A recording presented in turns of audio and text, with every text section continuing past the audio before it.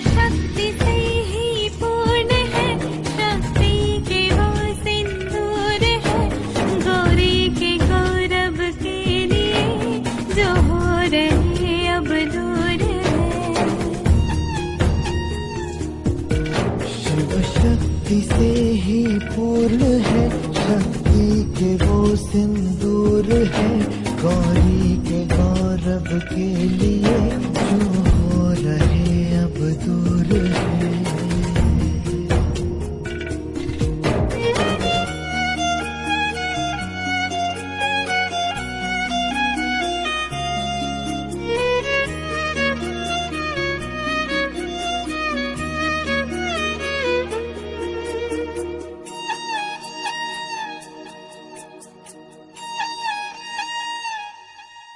कोई तोड़ना है बिछाह का, नहीं बोले मन के मोह का। कोई तोड़ना है बिछाह का, नहीं बोले मन के मोह का। शिव जाने क्या है कालिका, अस्तित्व आदि शक्ति का। विचलित करे ना भावना, नहीं दे सके कोई सांत्वना, नियति है बंधन से परे, जो रच दिया सो वो करे।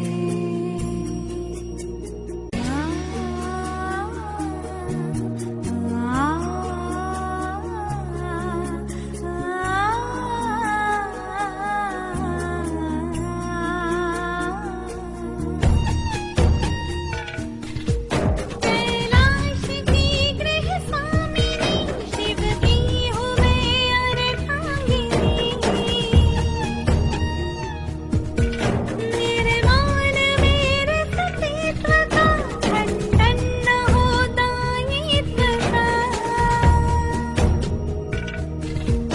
अब ना कोई अवरोध हो, मुझ मेरेपन का बोझ हो।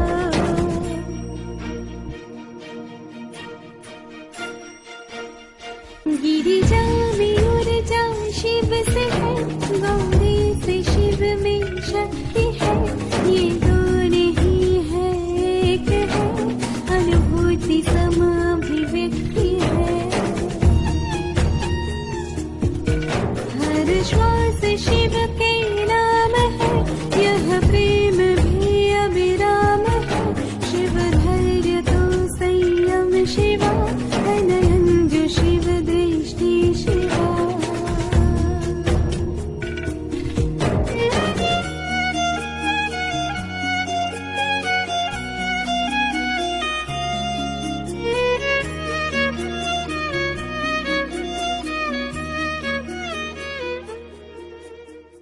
ओम शांति। गुरु ने चेले से कहा, लेटे लेटे कि उठकर पता लगाओ बरसात हो रही है या नहीं बेटे। तो चेले ने कहा, ये बिल्ली अभी अभी बाहर से आई है, इसके ऊपर हाथ फेर कर देख लीजिए, अगर भीगी हुई हो तो बरसात हो रही है, समझ लीजिए।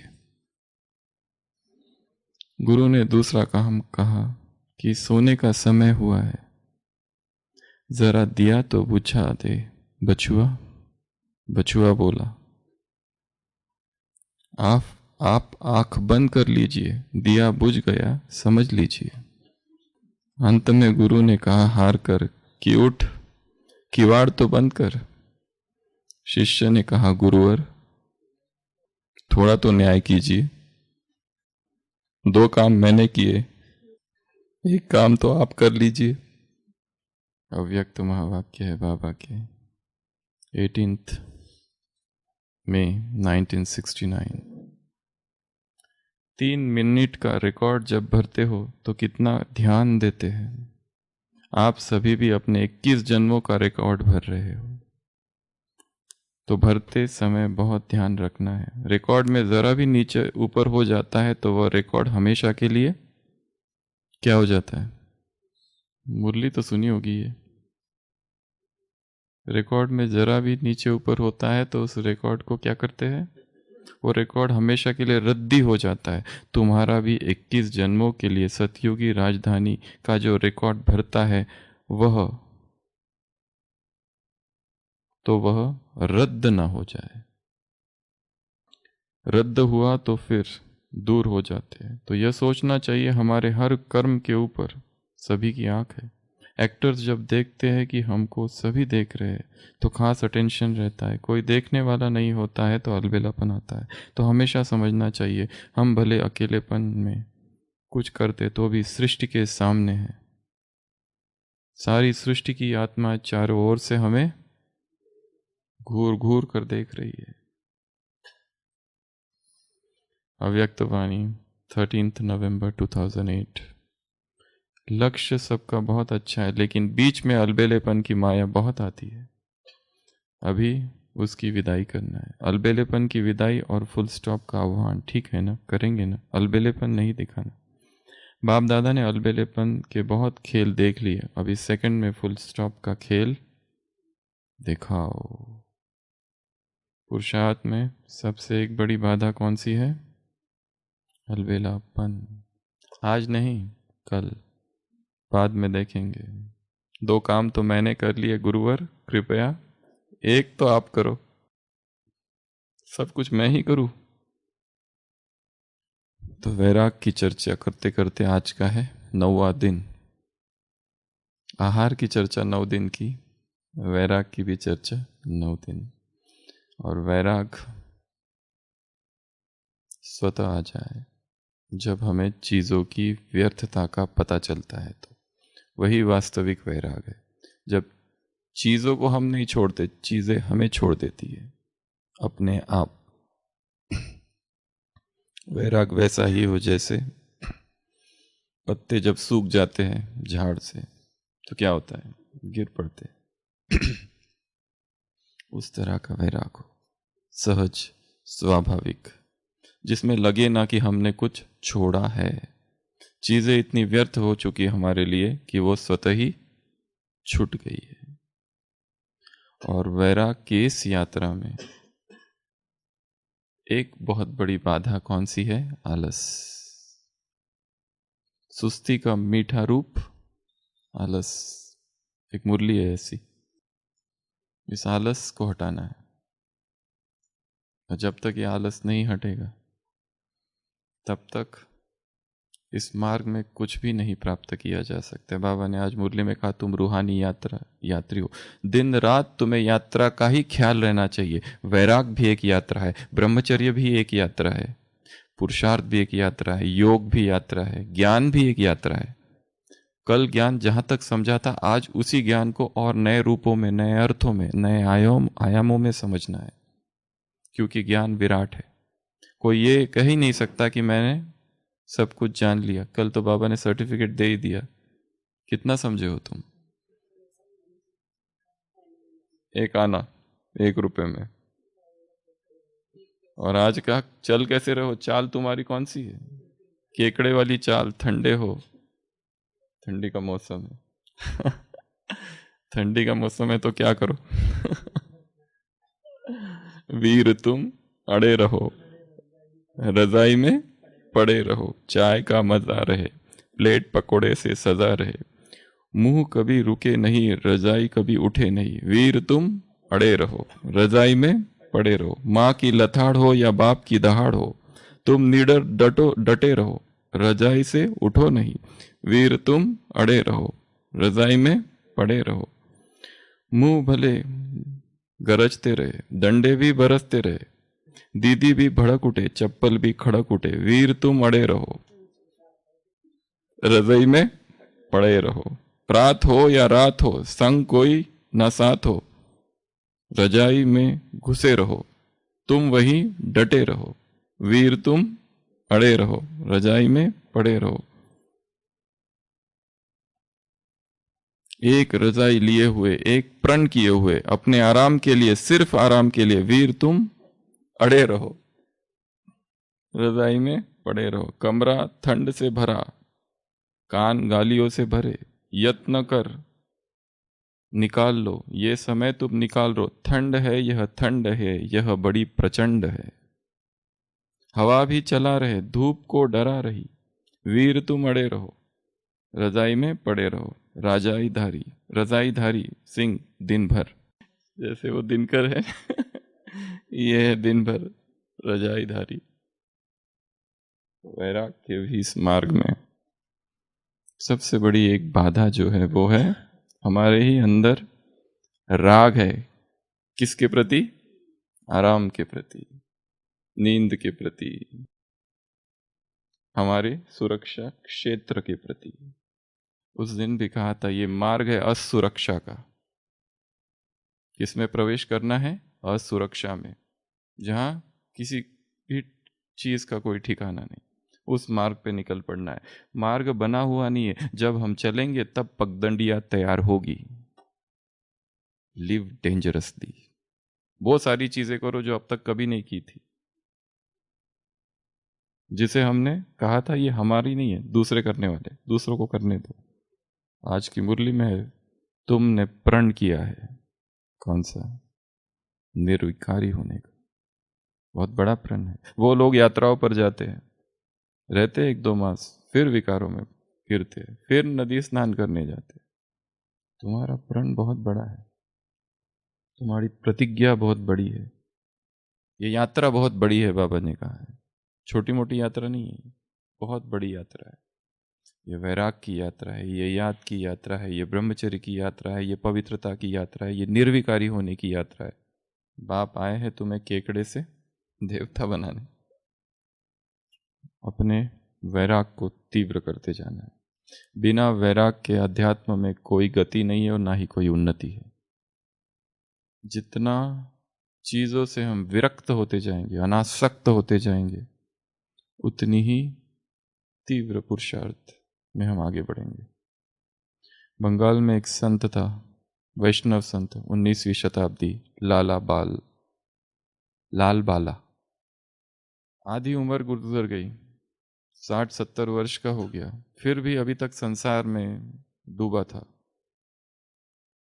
मन में विचार था भगवान का थोड़ा बहुत, परंतु तीव्र वेग नहीं था। एक बार वो जा रहा था तो वहां एक धोबी और उसकी बेटी थी छोटी सी। वो धोबी की बेटी अपने पिता से कहती है, पिता जल्दी करो, वासना को आग लगाओ। बंगाल में वासना शब्द के 2 अर्थ है। एक अर्थ होता है वो जो केले के छिलके या पत्ते होते हैं उसको वो लोग जलाते हैं, उसकी राख करते हैं और उसको साबुन के रूप में प्रयोग करते उस जमाने में। उसका एक अर्थ था वासना। तो उस छोटी बच्ची अपने पिता से कहती है, पिताजी जल्दी करो, वासना को आग लगाओ, क्योंकि साबुन बनानी है। ये व्यक्ति वहां से गुजर रहा होता है लाल बाला, वो किसी और दूसरे अर्थों में उसको लेता है। एकदम से तीव्र वैराग जागता है कि मैं अब तक जीवन में क्या कर रहा हूं, अब तक वही विषय भोगों में डूबा हुआ हूं, मुझे करना क्या है। जीवन अब मृत्यु की तरफ जा रहा है, काल के गाल में। और तीव्र वैराग उठता है मन में, तुरंत सब कुछ छोड़ देता है। किसी के लिए एक शब्द ही काफी है। कल भी सुना था, राजकुमार एक ही प्रवचन में वैरागी बन गए और बाकी सब लोग बैठे हैं, सिर हिला रहे हैं। बहुत अच्छा, बहुत अच्छा सत्वचन। वैराग बिना चिंतन के नहीं आता है। निरंतर संसार की अनित्यता का चिंतन किए बिना वैराग नहीं आता है। निरंतर वो सारी चीजें जो हम कर रहे हैं कितनी व्यर्थ है और कितनी भ्रमपूर्वक है, जब तक वो सारे भ्रम नहीं टूटते और डिसइल्यूजनमेंट नहीं होता, तब तक आगे गति नहीं है। वहीं रहेंगे, वही अमृत वेला, वही मुरली, वही दिनचर्या, वही नुमा शाम योग, वही भोजन, वही सारा मन का खेल, वही नींद, सब कुछ वही वही वही वही वही, कुछ भी परिवर्तन नहीं है। और इतने सालों से सेम कोलू की बैल की तरह घूम रहे, नयापन कुछ है ही नहीं। वही आलस, वही कारण, वही राग। तीव्र विराग जागे मन में। जो चीज अब हम कर रहे हैं वो एकदम नई दृष्टि से दिखाई पड़े, ये तो व्यर्थ है, क्यों इस संबंध को निभाया जा रहा हूं, किस लिए, ये तो व्यर्थ है, इसका तो बीज ही व्यर्थ है, तब वैराग जगेगा। तो वैराग में सबसे बड़ी बाधा है आलस। किसके प्रति राग? आराम के प्रति राग। तुम्हारी नींद फिट जाना चाहिए, विचार सागर मंथन करो आज की मुरली जैसे बाप करते हैं।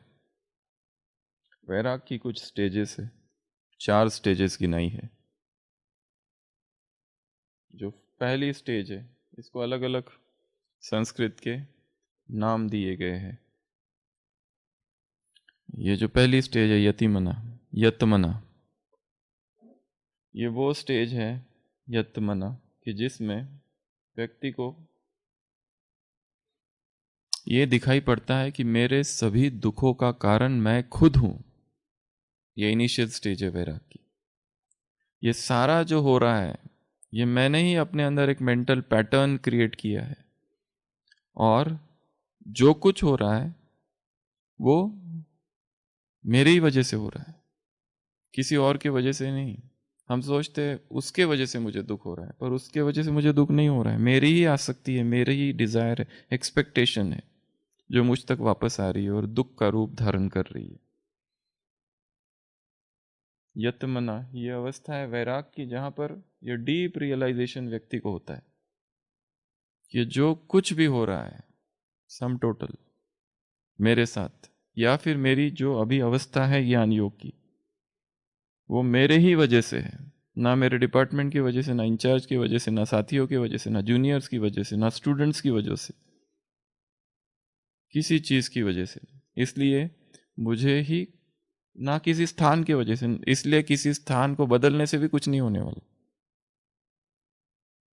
थोड़े समय के लिए शांति मिलेगी। लोग मधुबन में आते हैं तो बहुत शांति का अनुभव करते हैं, एकदम अशरीरीपन का अनुभव करते हैं, बाबा की याद में खो जाते हैं। पर वो बाबा की याद, वो अशरीरीपन, वो शांति मधुबन की है, तुम्हारी नहीं।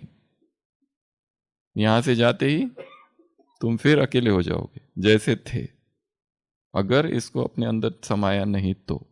इसलिए लोग मधुबन में आते हैं, बहुत पावरफुल हो जाते हैं। यहां से जाने के बाद कितना समय असर चलता है? किसी का 3 दिन, किसी का 10 दिन, किसी का 1 महीना भी चलता होगा, किसी का 6 महीना भी चलता होगा। बाद में वही ढीला ढाला पुरुषार्थ, जैसे कुछ खाया ही नहीं है, जैसे ताकत ही नहीं आज की मुरली ऐसे चल रहे हैं जैसे ठंडे है। ये सबसे पहली स्टेज है यतमना, जिसमें ये रियलाइज होता है कि मेरी वजह से सब कुछ हो रहा है। यहां दूसरों का कोई ख्याल ही नहीं है, दूसरों का कोई लेना देना ही नहीं है इसमें। दूसरी अवस्था, इसको कहते हैं व्यतिरेका। व्यतिरेक अवस्था में, हाँ, इसको कैसे जीते? पहला जो है यतमना, इसमें कई बार बहुत सारी चीज़ें की जा सकती है। किसी को माफ़ करना पड़ेगा, किसी से माफ़ी मांगनी पड़ेगी, किसी के प्रति धन्यवाद का भाव लाना पड़ेगा। ये सब करके ये स्टेज तक आया जा सकता है यतमना तक, कि जिसमें हम समझे कि ये सब अब जो कुछ हुआ है मेरे वजह से है, मैं हूं। फिर व्यतिरेक में इमोशनल स्टेबिलिटी लानी है, या फिर कहो इमोशनल न्यूट्रलिटी। अब तक किसी के प्रति राग था, किसी के प्रति द्वेष था। आज की मुरली में है ना, जिससे बनती नहीं है उसका मुंह देखते हैं तो क्या हो जाता है? सेवा से किनारा कर देते हैं, या फिर सेवा में क्या कहा बाबा ने, कोई एक शब्द है, जिससे बनता नहीं उसको, उसका देखते ही सेवा का ख्याल ही चला जाता है। और फिर बाद में कहा दिल नहीं लगती है, सर्विस का ख्याल ही उड़ जाता है। सर्विस में फिर आगे नेक्स्ट स्टेटमेंट, दिल नहीं लगता। ये क्यों? मन मुटाव। ये इस अवस्था तक पहुंचने के लिए सबसे पहली रियलाइजेशन है माफ कर दो, माफी मांग लो, धन्यवाद। ये सारा चीजों को यूज करके इस अवस्था तक पहुंचना है कि जो कुछ भी हुआ है मैं, और मैं, केवल मैं, आई एम रिस्पॉन्सिबल ये सब चीजों के लिए, और मुझे ही ठीक करना है। मैं ये एक्सपेक्ट करूं कि वो जब माफी मांगेगा उसके बाद सब ठीक हो जाएगा। वो कभी भी माफी नहीं मांगेगा। जैसे हम ये समझते हैं कि हम ही राइट है, वो भी यही समझता है कि वो राइट है। इसके लिए कहा जाता है सभी रिलेशनशिप्स में एक नियम है, आई एम रॉन्ग। चाहे कुछ कोई भी रिलेशन हो, कैसा भी रिलेशन हो, अगर उसको ठीक करना है, रिपेयर करना है, जो इमोशनल फ्रैक्चर्स हुए हैं, उसका रूल क्या है? I am wrong. इसके लिए तो महा हिम्मत चाहिए, छोटी मोटी हिम्मत नहीं चाहिए। जैसे बॉस के लिए 2 रूल है ऑफिस के। पहला rule, boss is always right. दूसरा rule, if boss is not right, follow rule number 1। तो यह तो मना तक पहुंचने के लिए सब कुछ अपने कंधों पर लेना है, तो ही इस अवस्था, ये वैराग की यात्रा है। दूसरा है व्यतिरेका। व्यतिरेक में धीरे धीरे फिर राग से तो मुक्त होता है ये व्यक्ति, द्वेष से भी मुक्त होता है फिर, क्योंकि इमोशनल न्यूट्रलिटी, न्यूट्रल तक पहुंचना है। फिर किसी के प्रति ना राग है ना किसी के प्रति द्वेष है, सबके प्रति समभाव है, सब समान है। किसी को ज्यादा महत्व, किसी को कम महत्व, सारे धीरे धीरे धीरे धीरे। ये बड़ी ऊंची अवस्था है, तुरंत नहीं आएगी।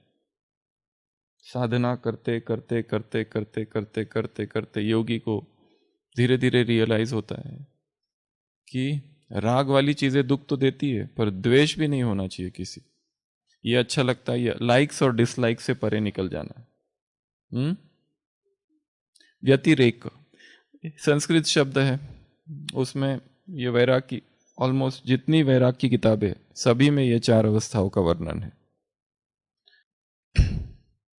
स्थित प्रज्ञ जैसी अवस्था की ओर बढ़ता हुआ ये कदम है व्यतिरेक, इमोशनल न्यूट्रलिटी, जिसमें हम धीरे धीरे धीरे धीरे अपने इमोशंस को समझने लगते हैं, पैटर्न को समझने लगते हैं, क्या होता है, कैसे होते हैं, इमोशंस का कैसा खेल है। अचानक आवेग, अचानक से प्रेम किसी के प्रति, अचानक से घृणा किसी के प्रति, अभी तक निर्विकारित है, अचानक काम का आवेग उठता है, अचानक क्रोध, अचानक ईर्ष्या, क्यों, कैसे, अचानक पैनिक अटैक्स। कई लोगों को पैनिक अटैक्स आते हैं, एकदम से घबराहट, अभी तक बैठे हुए एकदम इतनी घबराहट हो जाती है, कारण कुछ भी नहीं, सब कुछ ठीक ठाक चल रहा है, बैठे और एकदम घबराहट, सीधा हॉस्पिटल, ईसीजी ये वो, एडमिट, 1 घंटे के बाद ठीक, छुट्टी चाहिए। क्या हो गया था, पता नहीं क्या हो गया था। पैनिक अटैक्स, एकदम इतना भयंकर पैनिक अटैक कि पूरा चक्कर खा के गिर जाते, फेंटिंग। कभी भी आ जाते, हर 15 दिन में एक पेशेंट तो ऐसा आता ही है, स्ट्रेचर पर बेहोश, उसके साथ 10-12 रिश्तेदार। कैजुअलिटी में आता है, क्या हुआ क्या हुआ, उसको कुछ सुंघा देते हैं, एकदम उठ के बैठ जाते हैं, ठीक है अभी जाओ घर। पैनिक अटैक्स, हिस्टीरिया, कन्वर्जन्स, इसको कहते हैं कन्वर्जन डिसऑर्डर्स, हिस्टीरिया, वो रियल नहीं होते, लोकल भाषा में कहो तो नौटंकी, बहाने, ये सब होता है ये पर ये शब्द बोलने नहीं होते बुरा लगता है अगर किसी पेशेंट को कहो कि तुम्हारी ये जो बीमारी है ये ऑर्गेनिक नहीं है, ये प्रॉपर नहीं है, ये ना साइकोलॉजिकल है, एकदम नफरत भरी निगाहों से देखने लगता है वो, जैसे उसको कहो। ये जो भी है, these are known as, psychiatry में इसको कन्वर्जन डिसऑर्डर्स कहते हैं, हिस्टीरिया कहते हैं, जिसमें व्यक्ति हमेशा दुखी रहता है, उसको तरफ कोई ध्यान नहीं देता है, तो फिर ऐसा कुछ करता है वो, ताकि सबका क्या हो जाए, एकदम सब लोग उसका अटेंशन। हम भी कुछ है, हमेशा तुम भी बीमार पड़ोगे, हम भी बीमार पड़ते हैं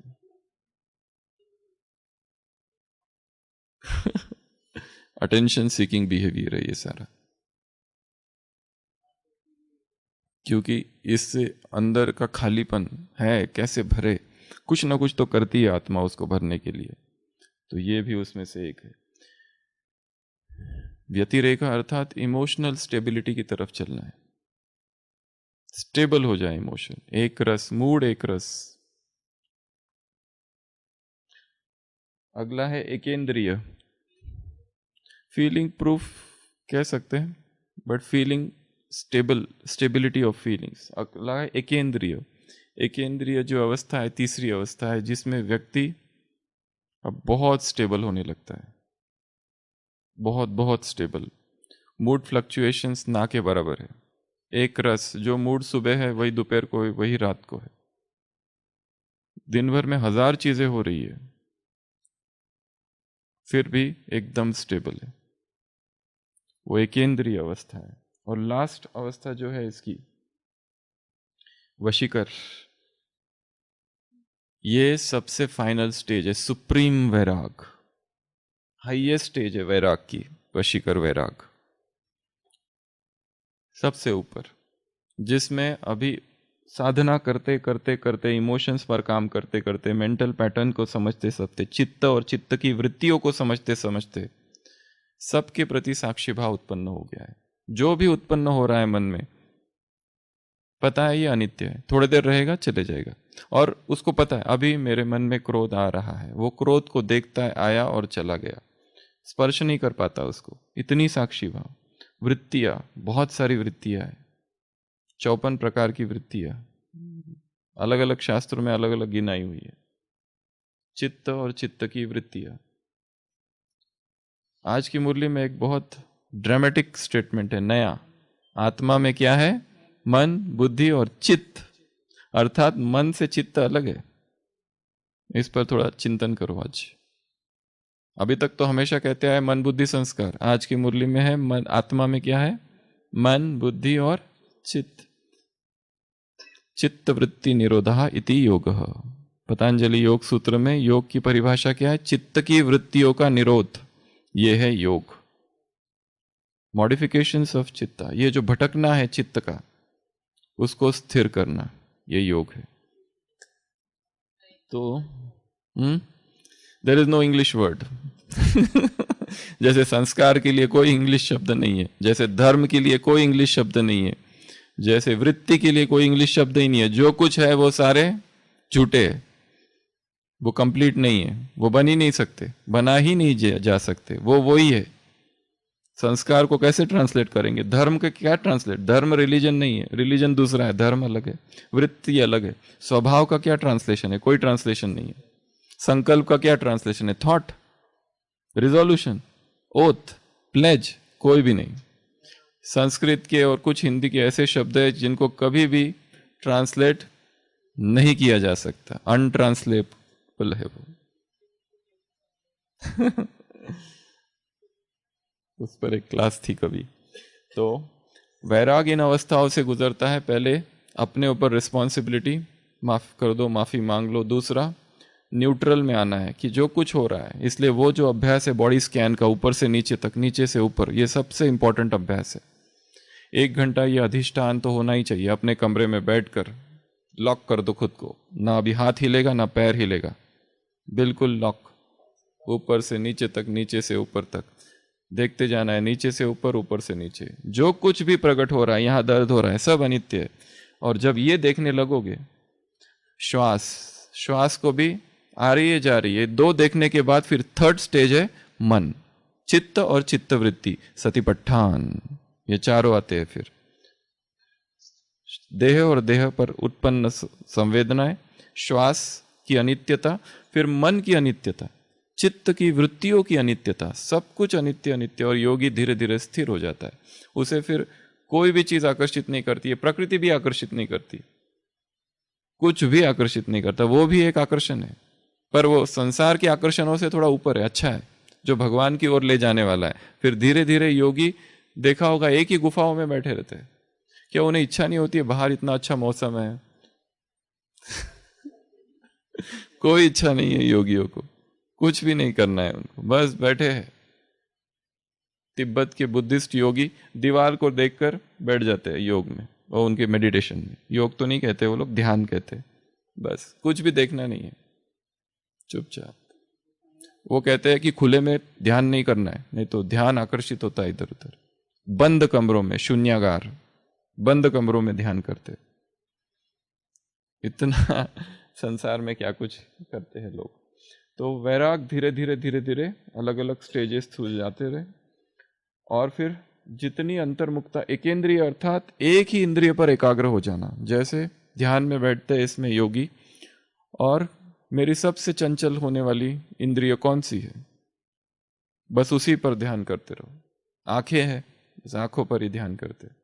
हाथ है, क्या है जिसमें सबसे ज्यादा हलचल है, सबसे ज्यादा इंस्टेबिलिटी अनस्टेबिलिटी है, उस पर ध्यान करके उसको स्थिर करना, एक इंद्रिय। और लास्ट परम वैराग, सुप्रीम वैराग।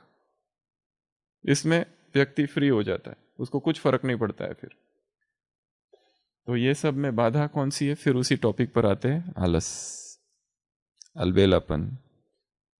आरामदायी जीवन के प्रति लगाओ, कंफर्ट जोन के प्रति लगाओ। हम उसी क्षेत्र में, उसी स्थान पर वही दिनचर्या के साथ जीना चाहते। कोई हमें कुछ कहे नहीं, चुपचाप हमारा जो चल रहा है वही चलते रहना चाहिए। हमारे आराम में कोई दखल अंदाजी ना करे। उस बीच में कोई सेवा हम नहीं कर सकते, वो हमारे आराम का टाइम है। जब तक हलचल नहीं है तब तक पुराने पैटर्न्स टूटते नहीं है। तो क्या किया जाए जो इस आराम से हमें, इस आलस से हमें मुक्त कर दे और हम वैराग की यात्रा तीव्रता से करें? इसमें बहुत सारी चीजें हैं। सबसे पहला एक टेक्निक जो बताई जाती है उसको कहते हैं 2 कॉलम टेक्निक। क्या करते हैं उसमें? 2 कॉलम बनाओ, एक कागज लो, 2 कॉलम, एक तरफ लिखो जो संकल्प उत्पन्न हो रहा है मन में। मन कहता है कि मुरली का चिंतन आज से नहीं, मैं कल से चालू करूंगा। ठीक है, अब उसको लॉजिकली समझो, क्या है, क्या क्या मन में हो रहा है, वो पूरे वाक्य को उसी रूप में लिखना है, कल से। फिर इधर लिखो बाबा इसके लिए क्या कहेंगे, बाबा खुश होगा ये देखकर, कल से करने वाले हो, बाबा क्या कहेंगे, कल से क्यों, आज से क्यों नहीं। उसको पूरा उसका डिसेक्शन करना है, एक एक लाइन का, एक एक वाक्य का, एक एक शब्द का, जो हमारे मन में उत्पन्न हो रहा है। कोई भी चीज 2 कॉलम बनाने हैं, एक तरफ वो लिखो और फिर उसका लॉजिकल एक्सप्लेनेशन। दूसरा, मेरा आज मूड नहीं है, ये इधर लिख दो, मेरा आज मूड नहीं है। एक्सरसाइज करो ना थोड़ी, मेरा आज मूड नहीं है, वो अब उसको करो। अच्छा, इसका मतलब मेरा मूड एक रस नहीं है, इसका मतलब मेरा मूड बदलते रहता है। और बाबा क्या चाहता है, ऐसा चाहता है। इधर उसका लॉजिकल एक्सप्लेनेशन लिखो। कोई भी वाक्य हो, कोई भी। आज मुरली ना, मुझे तो इच्छा हो रही है सोने की, अच्छी बारिश आ रही है बाहर, वीर तुम अड़े रहो, रजाई पर पड़े रहो। तो आज वीर बनने की इच्छा है।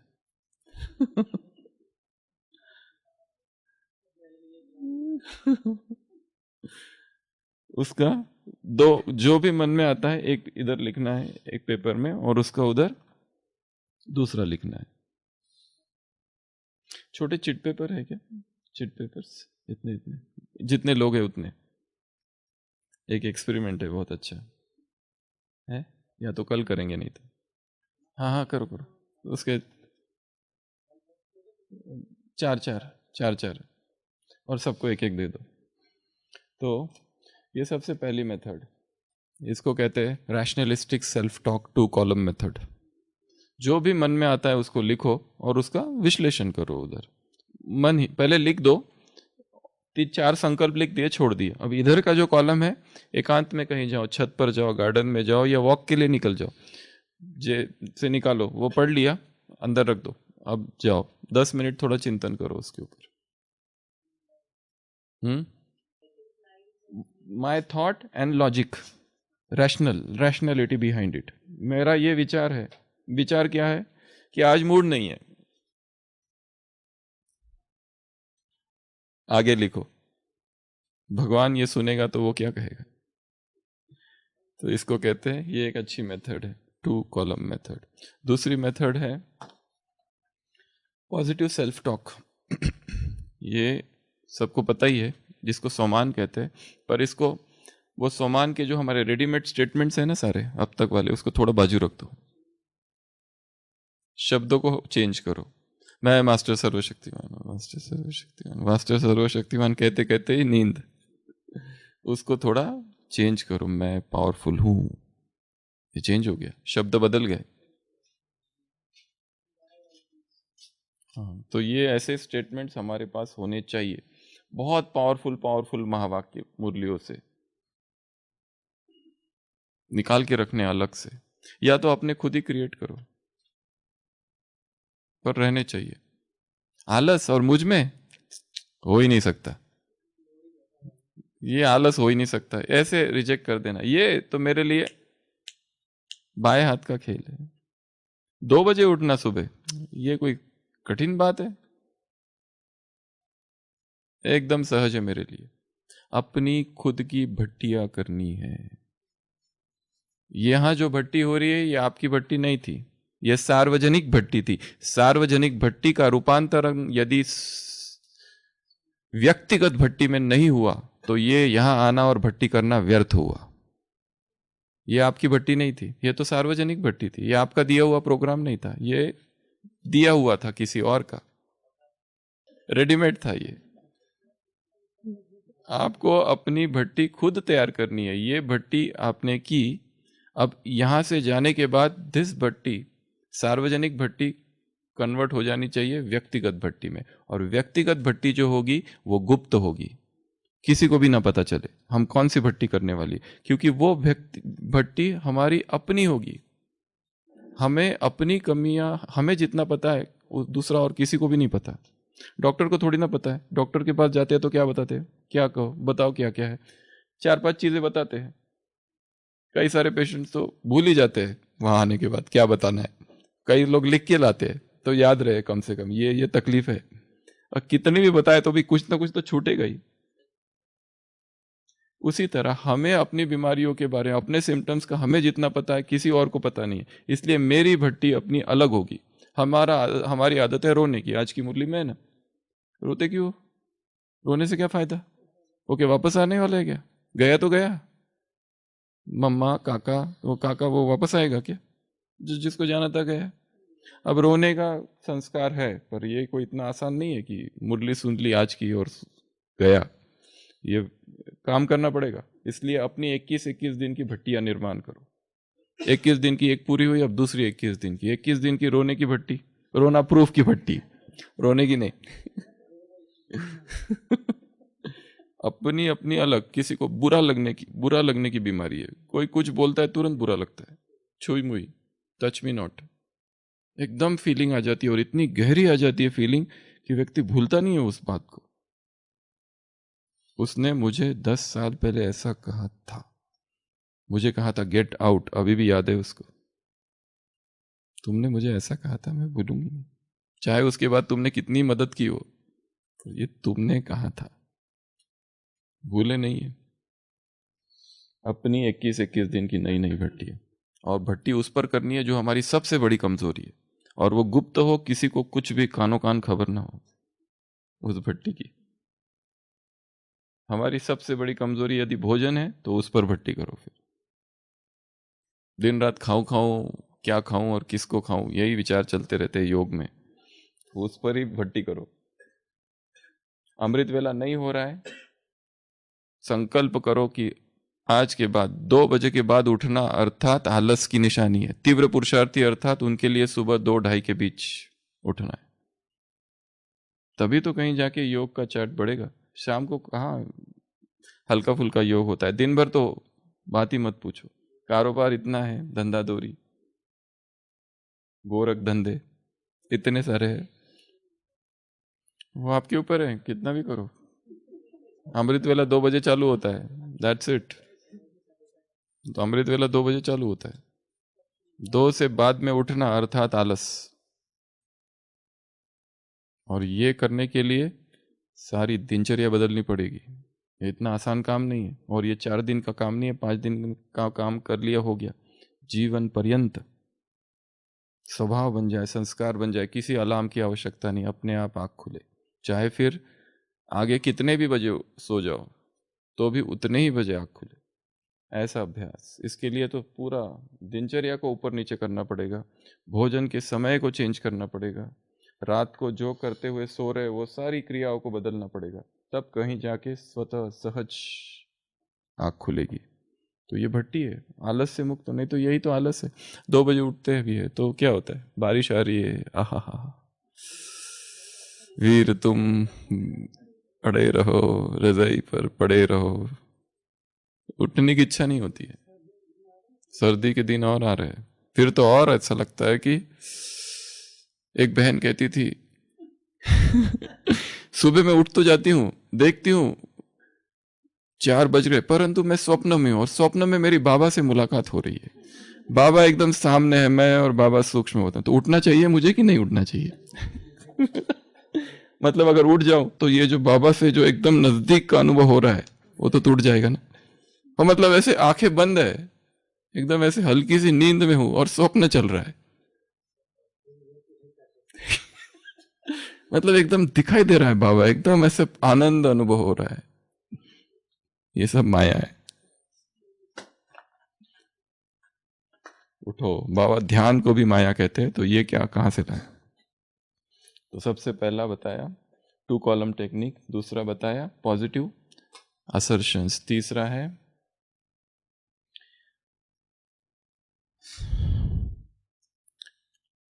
एक कॉन्ट्रैक्ट साइन करना, एक पेपर बनाना, उसमें अपना कॉन्ट्रैक्ट लिखना कि 21 दिन के लिए मैं ये करने वाला हूं, और नीचे अपनी साइन। स्टैम्प पेपर मिलता है, उस पे कर लेना, नोटरी के साथ, वकील का स्टैम्प ले लो उस पर। और दूसरा और एक अगली टेक्निक है रिमाइंडर, छोटे छोटे रिमाइंडर। वो पेपर आता है, उसको क्या कहते हैं, ऐसा निकलता है और चिपका के रखते हैं, हाँ, स्टिकी नोट्स। वो स्टिकी नोट्स अलग अलग अलग अपने कमरे में सब जगह लगा के रखो, कहीं पर भी। अपने, ये पर्सनल भट्टी है हमारी, अपने को याद दिलाने के लिए कि आज भट्टी का मेरा दूसरा दिन है। दूसरा दिन 2 बजे अमृत वेला, तीसरा दिन 2 बजे अमृत वेला। दिन भर अलग अलग जगह चिपका कर रखो स्टिकी नोट्स, रिमाइंडर्स। अपने आप को रिमाइंड कराना है, कहीं पर भी चिपकाओ। हम लोग एमबीबीएस में थे, वो हमारा जो हॉस्टल में थे तो बाथरूम था ना, जो बाथरूम और वो सब पे सारे के सारे लिख के रखते थे लोग। मलेरिया, ट्रीटमेंट, साइंस, सिम्टम, पूरी दीवारें भरी रहती थी, फॉर्मूला, ड्रग, साइड इफेक्ट्स, और वो सब सब सब सब, सब। तो याद करते रहना इसमें, ये रिमाइंडर्स बहुत जरूरी है। नहीं तो हम क्या करते हैं, भूल जाते हैं, हमारा मन भूल जाता है। अपने आप को ही रिमाइंड कराना है, अपने आप को रिमाइंड कराते रहना कि ये तुमको करना है, तुम भूले कैसे? टैटू। कई कई एक टेक्निक है जिसको कहते हैं मॉर्निंग राइटिंग्स, मॉर्निंग नोट्स।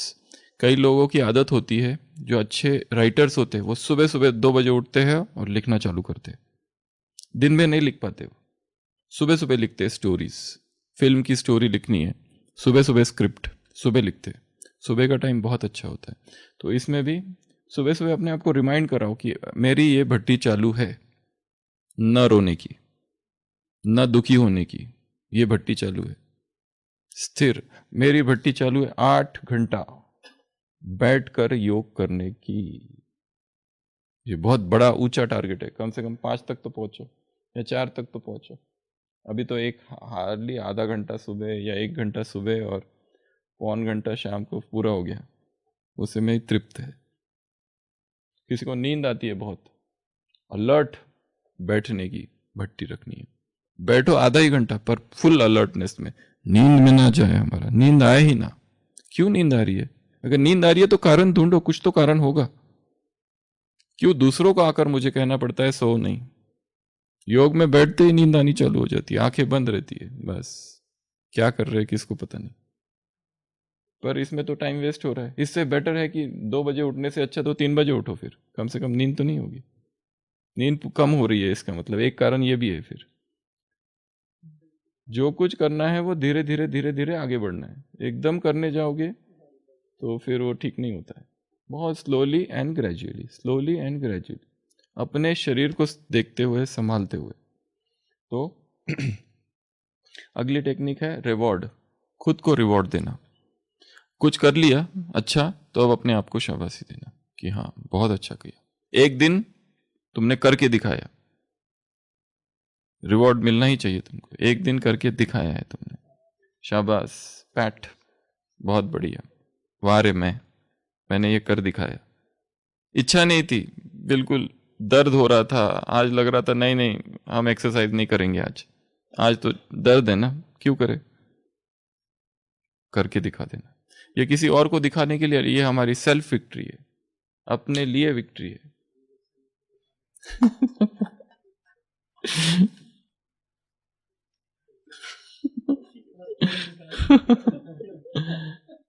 खाने की इच्छा नहीं, फिर भी खा के आ गए। क्या करें जो इस आलस से मुक्त हो? इसमें कुछ चीजें स्वयं को रिमाइंड करानी है। सबसे पहले स्वयं की स्मृति, मैं हूं कौन। दूसरी अपने कर्तव्य की स्मृति, मेरा कर्तव्य क्या है। तीसरा मेरा लक्ष्य क्या है। चौथा बाबा ने आज्ञा क्या दी है उसकी स्मृति है। आज कहा ना, आज्ञा नहीं मानी बाबा की, धर्मराज है वो, सजाएं खानी पड़ेगी। अगला समय की स्मृति, छठवां पनिशमेंट की स्मृति, और सातवां क्या, और एक बताओ। स्थान ठीक है, नहीं थोड़ा डरावना चाहिए। विनाश। ये 7। सबसे पहले अपने आप को आलस से यदि मुक्त करना है तो अपने आप को रिमाइंड कराओ, मैं कौन हूं। ज्वालामुखी योगी हूं, आग हूं, आग, कड़कती बिजली हूं। अपने आप को ये सारे सामान दो। हीटर हूं, हीटर, जहां मैं खड़ा हूं रूम गरम।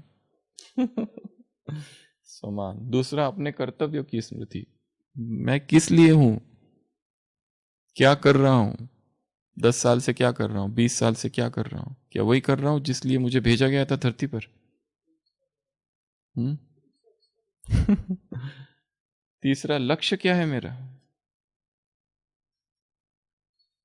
कितना लक्ष्य के नजदीक जा रहा हूं कि पीछे जा रहा हूं, नजदीक जा रहा हूं कि पीछे जा रहा हूं। सबसे ज्यादा इस वर्तमान समय ब्राह्मणों में भी बहुत हलचल चालू है।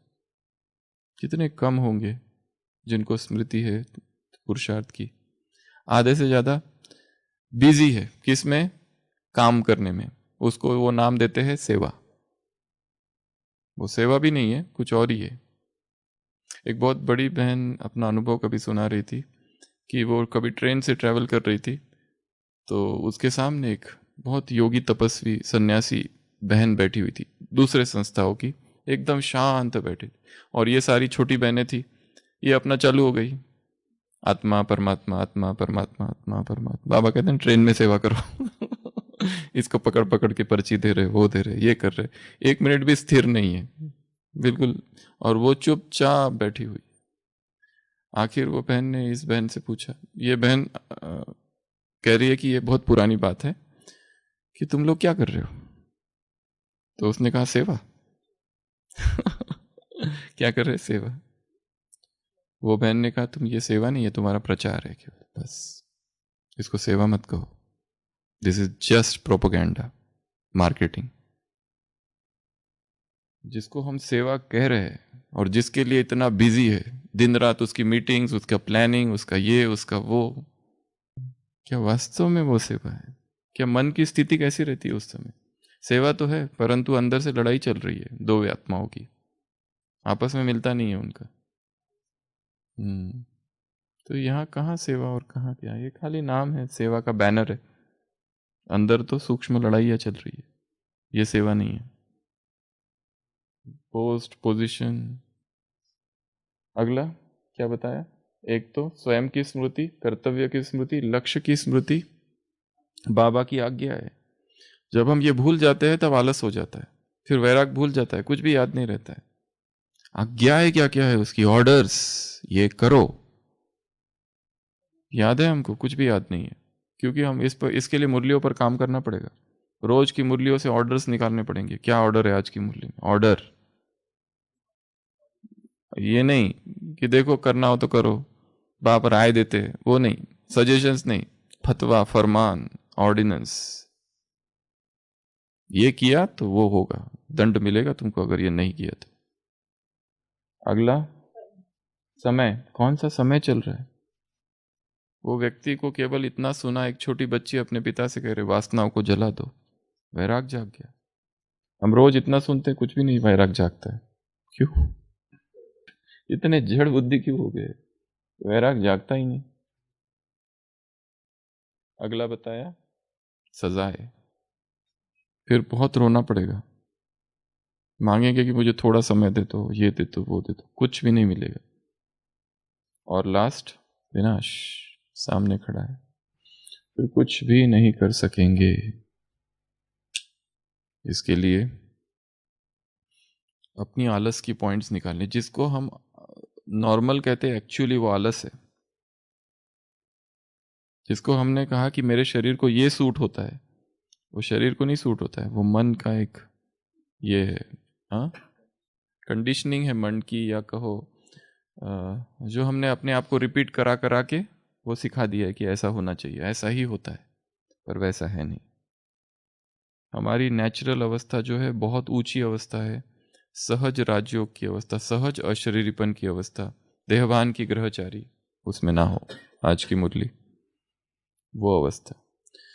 तो आज वैराग के इस चैप्टर को यहाँ पूरा करते हैं। हाँ वो दे दो, चलो एक एक दे दो, सबको दे दिया क्या?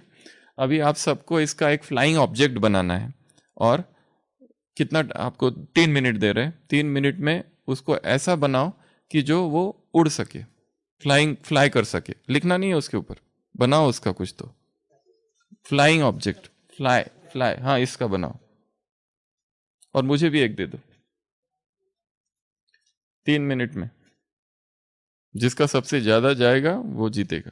जल्दी बनाओ, अच्छा बनाओ, पर कैसा भी बनाओ। अने एक मिनट और, ज्यादा टाइम नहीं देना है। रेडी हो गया? कितना टाइम लगा सबको? 1 मिनट लगा। सब के ऊपर करके दिखाओ। 2 लोग 3 लोग पास है, अभी फेंको। सबसे दूर किसका गया? सबसे, हमने कहा था फ्लाइंग ऑब्जेक्ट बनाना है, मेथड है ये बन गया फ्लाइंग ऑब्जेक्ट। ये सबसे दूर जाएगा। हमने ये तो कहा ही नहीं था कि ऐसा बनाओ वैसा बनाओ, हमने कहा था फ्लाइंग ऑब्जेक्ट। फ्लाइंग ऑब्जेक्ट ये तो चीजें है बहुत सरल, पर हमारा माइंड किसके लिए ट्रेन हुआ है? जो हमको सिखाया गया है बचपन से, जो कंडीशनिंग हुई है वही हम करते आ रहे हैं। हमारे मन किसी अलग रीति से सीखा ही नहीं, क्योंकि इसको अलग रीति से भी किया जा सकता है। तो पास कैंडिडेट सुशील भाई, आपका नाम? अबीर भाई और माता जी मंजू भाई। तो ये 3 चीजें नहीं किया है ना, पहले नहीं किया है किसी ने। ये सबसे बेस्ट विधि है, इसको पूरा हाथ में क्रम्पल, ये सबसे फास्ट। तो ऐसी हर चीज को करने की एक अलग विधि है। हम अपनी कमी को नहीं छोड़ पा रहे हैं, क्योंकि हम कौन सी मेथड्स यूज कर रहे हैं? जो हमको सिखाई गई है, ऐसा करो, ऐसा करो, ऐसा करो, ऐसा करो, ऐसा करो। एक दूसरे नजर से उसको देखना, दूसरे नजरिए से, कि कोई एक कुछ तो मेथड होगी इसको जीतने की, जो हमने अभी तक ट्राई नहीं किए। हमारे प्रश्नों को के उत्तर मुरलियों में अब तक आए ही नहीं है, ये रियलाइजेशन तक पहुंचो। हमारे मन का जो प्रश्न है उसका उत्तर अब तक किसी भी मुरली में नहीं है। पहले कम टू दिस, हमको ये ट्रेन किया गया है कि तुम्हारे सभी प्रश्न का उत्तर मुरलियों में है, नहीं मिल रहा है, तुम्हारे प्रॉब्लम है, तुम नहीं देख पा रहे हो। ये ठीक है एक रीति से, परंतु ये भी तो एक मेथड है, ऐसा कर दिया उसको, ये भी तो एक मेथड है। बाबा कहते हैं नवीनता, ये भी एक नवीनता है। हाँ पर किसी ने ये सोचा ही नहीं कि इसको ऐसा भी किया जा सकता है, तो ये भी उड़ने जैसा ही है ना। तो उसी तरह जीवन में जो कुछ है, इस ब्राह्मण जीवन में जो भी समस्याएं, कमी, कमजोरी है, उनको भी जीतने की कोई एक विधि अब भी है जो हमने ट्राई नहीं की है। हमने सब कुछ किया, 1000 मेथड्स ट्राई कर चुके, जो जो मुरलियों में आया सब कुछ किया है, पर एक मेथड अब भी है, अब भी है एक, वो शायद हमको पता चल जाए छोटे से बच्चे से, किसी न किसी, वो जरूरी नहीं मुरली से पता चले, वो कहीं और से धक से एकदम पता चल जाए, अरे ये ऐसा होता है, अज्ञात समय में पता चलेगी। वो मेथड होगी उसको जीतने की। तो आज की ये वैराग्य सभा